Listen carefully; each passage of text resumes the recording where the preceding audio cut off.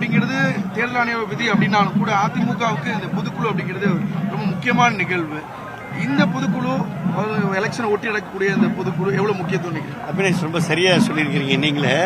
காரணம், பொதுக்குழு என்றாலே அனைத்து இந்திய அண்ணா திராவிட முன்னேற்ற கழக நிர்வாகிகளுக்கு, தொண்டர்களுக்கு ஒரு மாபெரும் திருவிழா. அது எம்ஜிஆர் காலத்திலிருந்து ஒரு திருவிழா தான், அம்மா காலத்திலையும் திருவிழா தான், இன்னைக்கு எடப்பாடியார் காலத்திலையும் இன்றைக்கு திருவிழா தான். இன்றைக்கு பல தடைகளை தாண்டி இனி வருவது வசந்த காலம் அப்படின்ற இலக்கோடு, அந்த நிலைப்பாட்டோடு இன்றைக்கு இந்த பொதுக்குழு வரலாற்று சிறப்புமிக்க பொதுக்குழுவாக நடைபெறுகிறது.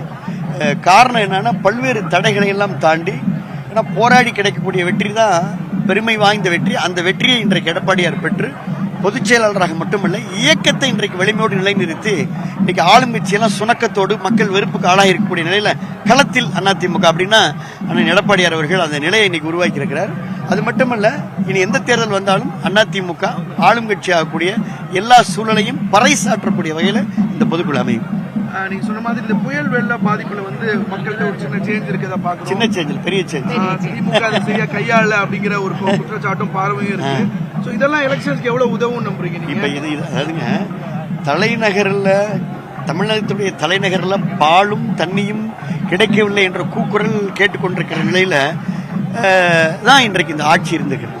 ஒரு சாதாரண ப்ளீச்சிங் பவுடர் போட முடியல, பசிக்கின்ற வாய்க்கு பாலும் தண்ணியும் கொடுக்க முடியாத ஒரு திறனற்ற நிர்வாகம், திறனற்ற ஆட்சி.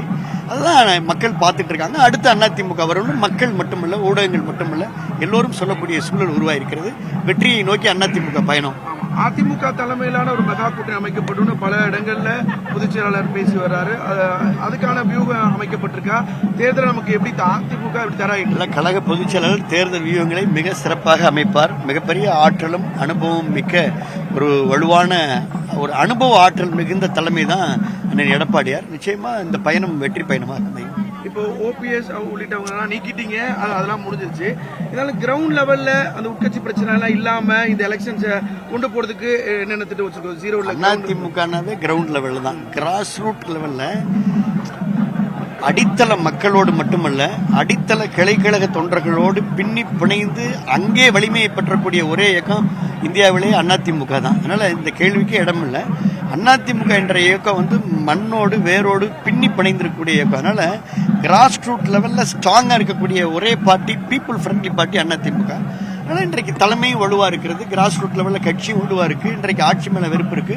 எல்லா சூழலும் சேர்ந்து நிச்சயமா நல்ல வெற்றி அமையும்.